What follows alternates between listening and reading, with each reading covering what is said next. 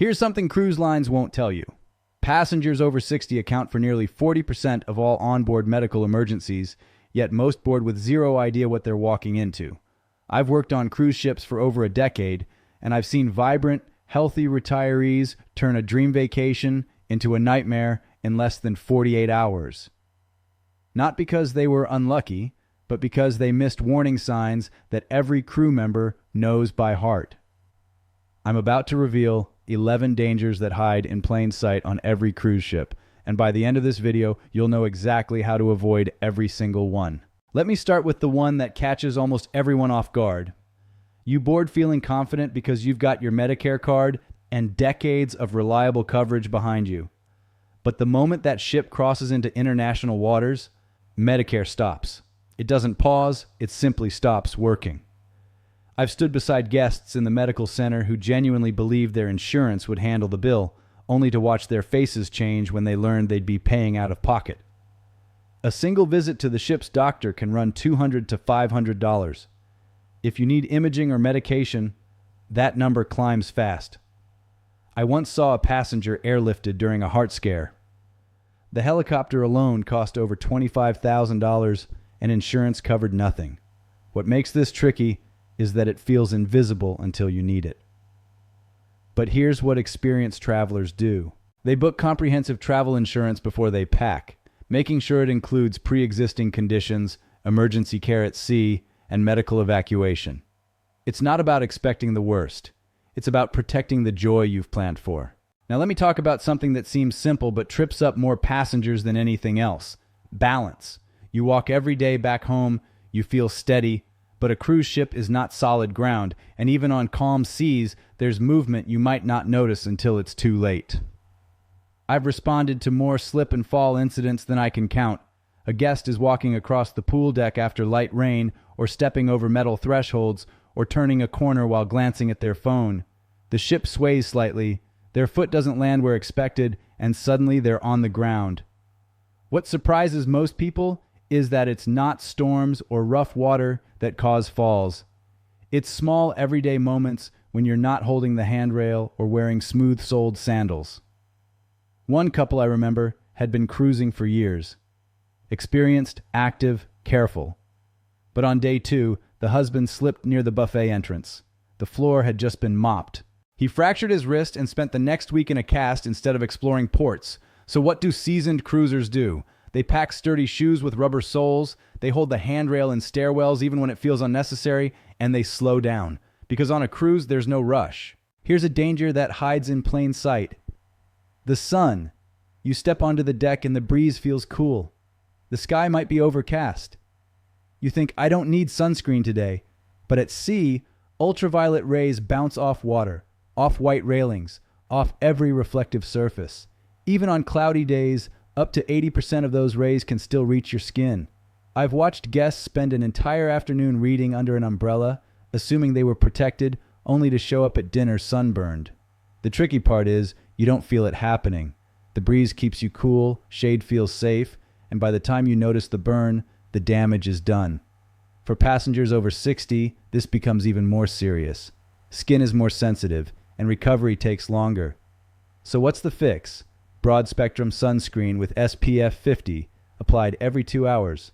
A wide-brimmed hat, lightweight long-sleeved shirts, and polarized sunglasses to protect your eyes from glare. Now let me tell you about something that sneaks up on almost everyone. Dehydration. You're walking through a port, exploring streets, taking photos. You're having the time of your life.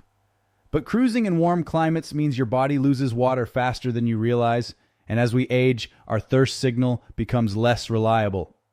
You might not feel thirsty until you're already dehydrated. I've seen passengers come back from excursions looking exhausted, confused, even dizzy. When we ask how much water they've had, the answer is always the same. Not much. Maybe coffee at breakfast and a cocktail at lunch. Meanwhile, they've been walking in 90-degree heat for hours. Air conditioning inside dries you out. The salty breeze dries you out. Drinks pull water from your system. And if you're taking medications like diuretics or blood pressure medication, dehydration hits even faster. One guest I'll never forget was a retired teacher. active, healthy, always smiling. On day 3, she skipped breakfast, spent the morning at the pool with a margarita, then went on an afternoon walking tour. By the time she got back, she was so disoriented her husband brought her to the medical center. She'd barely had any water all day. The fix was simple, intravenous fluids and rest, but it cost her an entire day. So, what do smart travelers do? They carry a refillable water bottle everywhere. They sip throughout the day, not just when they feel thirsty. And if they're having a cocktail, they follow it with water. Let me shift gears and talk about medications. You've packed everything. Pills in your carry-on, prescriptions up to date, enough doses to last the trip. But here's what catches people off guard. Time zones shift, meal schedules change, and suddenly the rhythm you've followed for years doesn't work at sea. I've seen passengers miss doses because they slept through breakfast or double up because they forgot they already took it. And if medications require refrigeration like insulin, that adds complexity. Cruise cabin fridges aren't always cold enough. Then there's losing or running out of medication entirely. Bags get delayed, pills get dropped overboard, bottles get left in ports, and unless you've brought extra doses or have prescription copies, replacing medication at sea is nearly impossible. One passenger had been managing his blood pressure perfectly for years, but he packed exactly 7 days' worth for a 7-day trip. On day 5, the ship had a mechanical issue and added an extra port day. Suddenly, he was 2 days short. We helped through the ship's medical team, but it cost him time, stress, and money.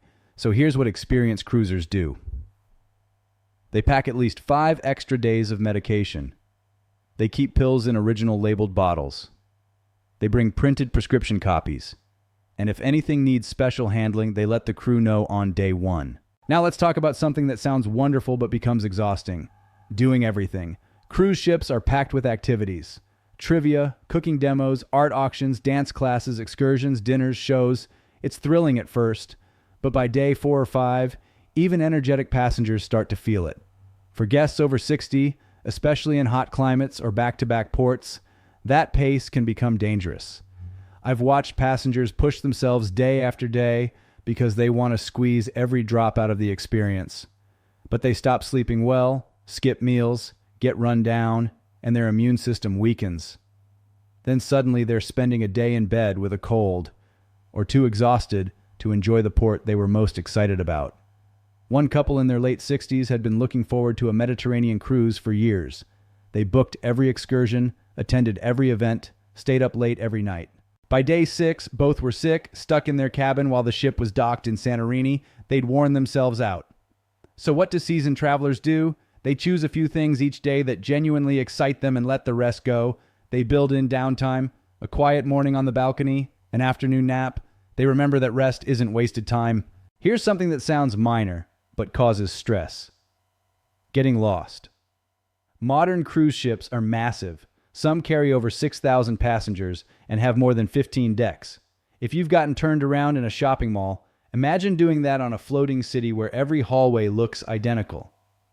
For passengers who might have mild memory challenges or vision changes, navigation can become disorienting. I've helped countless guests find their way back after wandering for 20 minutes.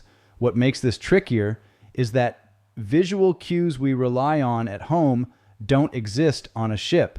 It's all uniform decor and numbered doors. So here's what smart cruisers do. They spend the first day learning the layout. They take a photo of their hallway or the art near their cabin door. They download the ship's app, which usually has an interactive map. And they never hesitate to ask crew members for directions. Let me talk about tender boats. Not every port has a dock large enough for your ship. In those cases, you'll board smaller boats called tenders to reach shore. For older travelers with joint pain, limited mobility, or balance concerns, stepping from a moving ship onto a moving boat can feel like an obstacle course. The entry point is narrow, the platform rocks, and crew members help, but it still requires physical confidence. Here's the thing, it's completely okay to skip a tender port if it doesn't feel safe. Your cruise isn't ruined because you stayed on board. But if you want to go ashore, check your itinerary ahead of time. Let guest services know if you'd like assistance. Wear sturdy shoes. And give yourself extra time. Now let's talk about hearing and vision.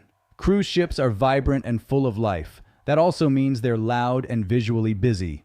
Announcements over PA systems, Menus printed in small cursive under dim lighting, safety briefings in crowded theaters. For passengers whose hearing or vision isn't what it used to be, keeping up can be exhausting.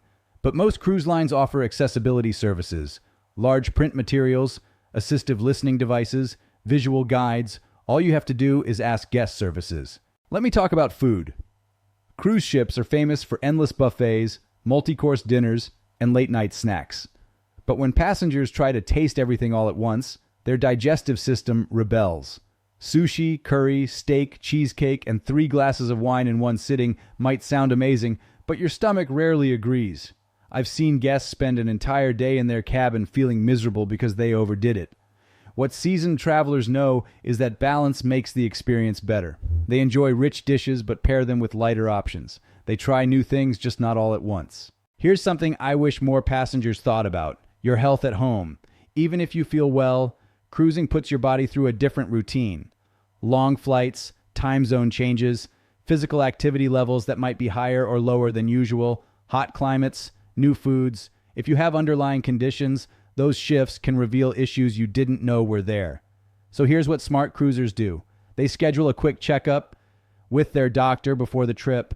They talk about their itinerary and make sure their body is ready, because one simple conversation on land can mean the difference between a safe, joyful journey and a trip that gets cut short. So there you have it.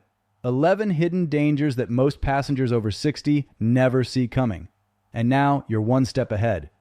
Because cruising in your golden years isn't about holding back. It's about showing up prepared.